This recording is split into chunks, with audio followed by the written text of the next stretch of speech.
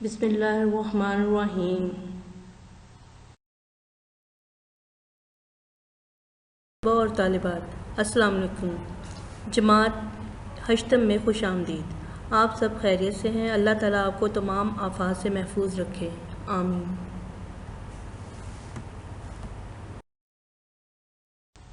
عزیز طلباء اور طالبات، اردو کی درسی کتاب 3 حصوں پر مشتمل ہے: حصہ نثر، حصہ نظم اور حصہ غزل۔ جماعت ہشتم میں حصہ نثر سے ایک سبق ہجرت نبوی پڑھایا جا چکا ہے، جبکہ اب ہم مرزا غالب کے عادات و خصائل کی پڑھائی کریں گے۔ تو آئیے اس سبق کے مصنف کے بارے میں پہلے پڑھتے ہیں۔ مولانا الطاف حسین حالی، ان کے تعارف کے بارے میں پڑھا جائے گا، جو کہ 1837 میں پیدا ہوئے اور 1914 میں انہوں نے وفات پائی۔ ان کی کل عمر 77 سال ہے۔ 1837 کے نیچے آپ سن پیدائش لکھیے اور 1914 کے نیچے سن وفات لکھیں۔ مولانا الطاف حسین حالی پانی پت میں پیدا ہوئے۔ پانی پت وہ علاقہ ہے جہاں پہ ایک جنگ بھی ہوئی تھی اور یہ کافی مشہور ہے۔ ان کے اجداد غیاث الدین بلبن کے زمانے میں ہندوستان آئے۔ غیاث الدین بلبن بادشاہ کا نام ہے۔ ان کے اجداد، باپ دادا، سکر دادا، سارے جو بھی لوگ تھے وہ سب غیاث الدین بلبن کے زمانے میں ہندوستان آئے تھے۔ 9 برس کے تھے کہ والد کا انتقال ہو گیا۔ مولانا الطاف حسین علی بھی 9 برس کے ہی تھے کہ ان کے والد کا انتقال ہو گیا۔ بھائیوں نے پرورش کی، تعلیم کی تکمیل دلی کے عالموں کی صحبت میں ہوئی، یعنی کہ تعلیم انہوں نے دلی کے عالم لوگوں کے بیچ میں مکمل کی۔ غالب اور شیفتہ کی صحبت سے بطور خاص فیض یاب ہوئے۔ فیض یاب ہونا، فائدہ حاصل کرنا۔ سر سید سے بھی تعلق خاطر قائم ہوا۔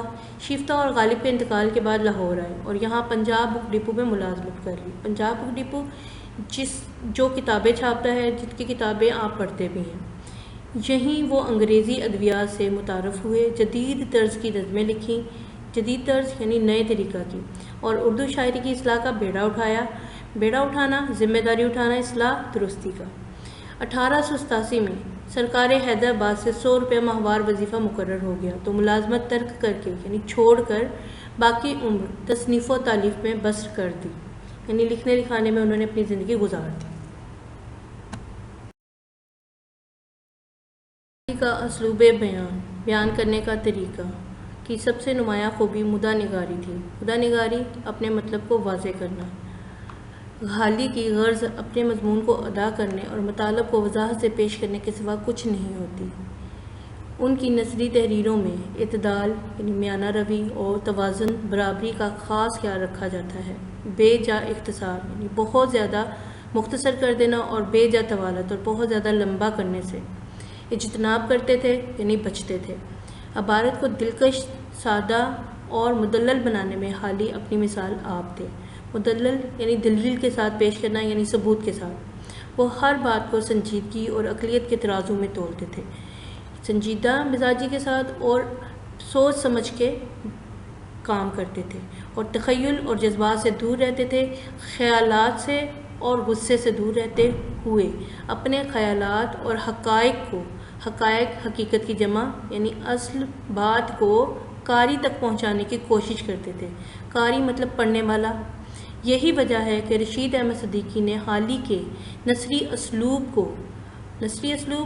نثر کے انداز میں لکھے جانے والی تحریر طریقہ یعنی کہ جو پیراگراف کی شکل میں مکمل جملوں کی شکل میں لکھی جانے والی تحریر کو اردو نثر کا معیاری اسلوب قرار دیا ہے۔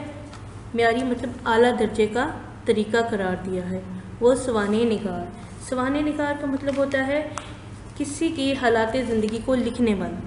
مضمون نگار مضمون لکھنے والا، اور نقاد نکتہ چین طنز کرنے والا، یعنی وہ سوانح نگار، مضمون نگار اور نقاد ہیں۔ سر سید کے قریبی اور با اعتماد ساتھیوں میں تھے۔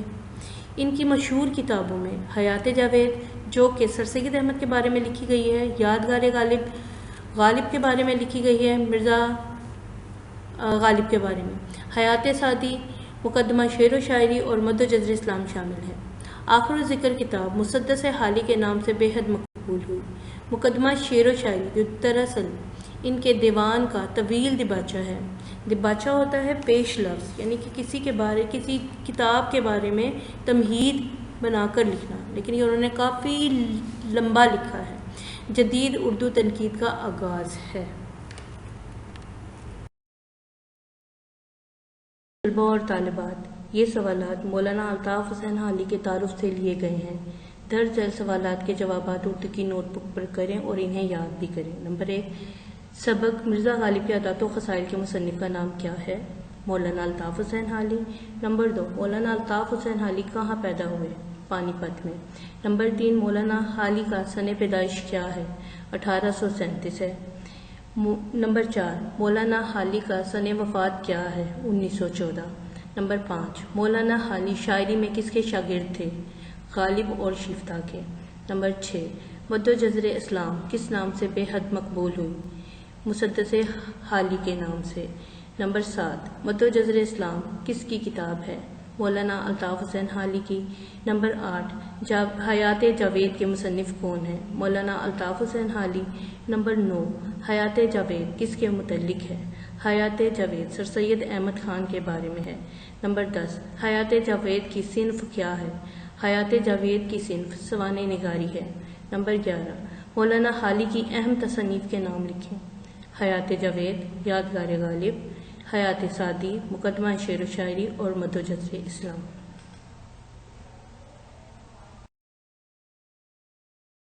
عزیز طلباء اور طالبات، اب ہم مرزا غالب کے عادات و خصائل کا مطالعہ کریں گے جو کہ صفحہ نمبر 8 پر مشتمل ہے۔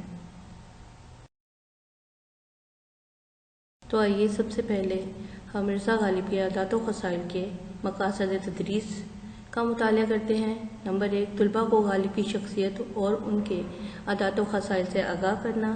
نمبر 2، طلباء کو بتانا کہ خوش اخلاقی اور کشادہ پیشانی بڑے لوگوں کا شیوا ہے۔ نمبر 3، خط کا جواب لکھنے کی اہمیت واضح کرنا۔ طلباء کو بتانا کہ ہمارے بزرگ کتنے وفادار تھے۔ نمبر 4، طلباء کو ادبی قسم کے الفاظ و تراکیب سے روشناس کرانا۔ کا آغاز کرنے سے پہلے متعلقہ پیرا سے متعلق مشکل الفاظ کے معنی یہاں تحریر کر دیے گئے ہیں، جو آپ ایک دفعہ ریوائز کر لیں۔ عادات، عادت کی جمع، خصائل، خصلت کی جمع، اخلاق، خلق کی جمع، اچھی عادتیں، وسیع، کھلا، کشادہ پیشانی، کھلے دل سے، اشتیاق، شوق ہونا، باغ ہونا، بہت خوش ہونا، غمگین، غمزدہ، ملت، قوم، بے شمار، بہت زیادہ، مہر و محبت، پیار، غم خواری، ہمدردی، یگانگت، اتحاد، ٹپکی پڑنا، ظاہر ہونا، خالص و مخلص، سچی محبت کرنے والے، فرض عین، ضروری کام، وقت صرف ہونا، وقت گزرنا، باز نہ آنا، نہ رکنا، فرمائش، حکم، تمنا کرنا، تنگ دل، کم حوصلہ، اصلاح، درستی، بیرنگ خط، بغیر ٹکٹ کے خط، تقبیل کرنا، پورا کرنا، ناگوار نہ گزرنا، برا نہ لگنا۔ طلباء اور طالبات، اب ہم اپنے سبق کا آغاز کرتے ہیں جن کے مشکل الفاظ کے معنی، جس پیرا کے مشکل کے الفاظ کے معنی ہم پڑھ بھی چکے ہیں۔ مرزا غالب کے اخلاق نہایت وسیع تھے، یعنی کہ وہ بہت کھلے اخلاق کے مالک تھے۔ وہ ہر شخص سے جو ان سے ملنے جاتا بہت کشادہ پیشانی سے ملتے تھے، کھلے دل سے ملتے تھے۔ جو شخص ایک دفعہ ان سے ملتا اسے ہمیشہ ملنے کا اشتیاق رہتا تھا، یعنی کہ جو ایک دفعہ ان سے مل لیتا تھا وہ ان سے بار بار ملنے کا شوق کرتا تھا۔ دوستوں کو دیکھ کر باغ ہو جاتے تھے اور ان کی خوشی سے خوش اور غم سے غمگین ہوتے تھے، یعنی کہ جب دوست اگر ان کے خوش ہوتے تھے وہ بھی خوش ہوتے تھے، اگر ان کے دوست غمگین ہوتے تھے وہ بھی ان کے غم میں برابر کے غمگین ہوتے تھے۔ اس لیے ان کے دوست ہر مذہب، ملت کے نہ صرف دلی میں بلکہ تمام ہندوستان میں بے شمار تھے۔ جو خطوط انہوں نے اپنے دوستوں کو لکھے ہیں ان کے ایک ایک حرف سے مہر و محبت، یعنی کہ پیار، غم خواری، غم کا اظہار، یگانگت، اتحاد، ٹپکی پڑتی ہے یعنی نظر آتی ہے۔ ہر ایک خط کا جواب لکھنا اپنے ذمے فرض عین سمجھتے تھے، ضروری کام یا پہلا فرض سمجھتے تھے۔ ان کا بہت سا وقت دوستوں کو جواب لکھنے میں صرف ہوتا تھا، یعنی گزر جاتا تھا ان کا وقت خطوں کا جواب لکھنے میں۔ بیماری اور تکلیف کی حالت میں بھی وہ خطوں کے جواب لکھنے سے باز نہ آتے تھے۔ وہ دوستوں کی فرمائشوں سے کبھی تنگ دل نہ ہوتے تھے۔ غزلوں کی اصلاح کے سوا اور طرح طرح کی فرمائشیں ان کے بعض خالص و مخلص دوست کرتے تھے۔ خالص و مخلص آپ کو پہلے بھی بتا چکے ہیں کہ ان کے خاص اور ہمدرد دوست، اور وہ ان کی تکمیل کرتے تھے، یعنی ان کو مکمل بھی کرتے تھے۔ لوگ ان کو اکثر بیرنگ خط بھیجتے تھے۔ بیرنگ خط ہوتے ہیں بغیر ٹکٹ کے خط، یعنی کہ جو خط کا لفافہ ہوتا ہے اس کے اوپر ٹکٹ نہیں لگا کر کے بھیجتے تھے، وہ بھی اس لیے کہ جلد سے جلد خط پہنچ جائے۔ مگر ان کو کبھی ناگوار نہ گزرتا تھا۔ اگر کوئی شخص لفافے میں ٹکٹ رکھ کر بھیجتا تو سخت شکایت کرتے تھے، یعنی کہ گلہ کرتے تھے۔ الفاظ معنی: مروت، لحاظ، بدرجہ غایت بہت زیادہ، باوجود یہ کہ، اس کے باوجود، اخیر عمر بڑھاپا، باین ہمہ اس کے باوجود کہ، قصیدہ کسی کی تعریف میں کہی گئی نظم، احباب حبیب کی جمع، دوست، خدمت بجا لانا خدمت کرنا، بساط ہمت حیثیت، آنکھ سے نہ سوجنا بینائی کم ہو جانا، سائل سوال کرنے والا، فقیر، معذور جن کے ہاتھ پاؤں نہ ہوں، اپاہج معذور چلنے پھرنے سے قاصر، قلیل کم، اوراق اشعار دیکھنا اصلاح کی غرض سے کلام دیکھنا، قدر بغاوت، ماہوار ماہانہ، محتاج ضرورت مند۔ اس پیرا میں موجود مشکل الفاظ کے معنی آپ کو پہلے بتا دیے گئے ہیں، لہٰذا اب ہم اس پیرا کی ریڈنگ کرتے ہیں۔ مروت اور لحاظ مرزا کی طبیعت میں بدرجہ غایت تھا۔ مروت کا مطلب بھی لحاظ ہوتا ہے کہ دونوں ایک مرکب عطفی بھی ہیں، اور مرزا کی طبیعت میں بدرجہ غایت ہے، یعنی بہت زیادہ تھا۔ باوجود یہ کہ، اس کے باوجود کہ، اخیر عمر میں، یعنی کہ آخری عمر، جب وہ بوڑھے ہو گئے تھے تو وہ اشعار کی اصلاح دینے سے بہت گھبرانے لگے تھے۔ باین ہمہ، کبھی کسی کا قصیدہ یا غزل بغیر اصلاح کے واپس نہ کرتے تھے۔ قصیدہ کسی تعریف میں لکھی گئی نظم۔ ایک صاحب کو لکھتے ہیں کہ جہاں تک ہو سکا احباب کی خدمت بچا لایا۔ احباب حبیب کی جمع ہے، یعنی دوست، اور اوراق اشعار دیکھتا تھا اور اصلاح دیتا تھا، یعنی کہ میں اشعار کے اوراق یعنی صفحے دیکھتا تھا اور ان کو درست کرتا جاتا تھا۔ اب نہ آنکھ سے اچھی طرح سوجھے اور نہ ہاتھ سے اچھی طرح لکھا جائے، یعنی کہ وہ بتاتے ہیں کہ نہ مجھے اب آنکھ سے اچھی طرح نظر آتا ہے اور نہ ہاتھ سے اچھی طرح لکھا جاتا ہے۔ اگرچہ مرزا کی آمدنی قلیل تھی، یعنی بہت کم تھی، مگر حوصلہ فراغ تھا، حوصلہ بہت زیادہ تھا۔ سائل ان کے دروازے سے خالی ہاتھ بہت کم جاتا تھا۔ ان کے مکان کے آگے اندھے لنگڑے لولے اور پاہج مرد و عورت پڑے رہتے تھے۔ غدر کے بعد ان کی آمدنی کچھ اوپر 150 روپے ماہوار ہو گئی تھی۔ غدر بغاوت، جب ہندوؤں نے اور سکھوں نے مسلمانوں کے خلاف بغاوت کی تھی اور ان کا قتل عام کیا تھا، اس کو غدر کہا گیا ہے۔ اور کھانے پینے کا خرچہ بھی کچھ لمبا چوڑا نہ تھا، مگر وہ غریبوں اور محتاجوں کی مدد اپنی بساط سے زیادہ کرتے تھے۔ بساط کا مطلب ہے ہمت، یعنی اپنی ہمت اور طاقت سے بڑھ کر کرتے تھے، اس لیے اکثر تنگ رہتے تھے۔ ضروری ہدایات: نمبر 1، سبق کے مطالعے کے دوران آنے والے مشکل الفاظ کے معانی کی مشق رجسٹر پر کریں جو کہ درج کر دیے گئے ہیں۔ نمبر 2، سبق کو پورے دھیان سے سنیں اور اس کی ترتیب کو ذہن نشین کرتے جائیں، کیونکہ یہی ترتیب سبق کا خلاصہ لکھنے میں معاون ہوگی۔ اور اس کے علاوہ سبق کا مطالعہ غور سے سننے سے معروضی سوالات کے جوابات حل کرنا آسان ہوں گے۔ نمبر 3، خوش خطی زیور ہے، املا کی صحت اور لکھائی کی رفتار پر اچھے اثرات کے لیے تمام کام کی مشق بار بار رجسٹر پر کریں۔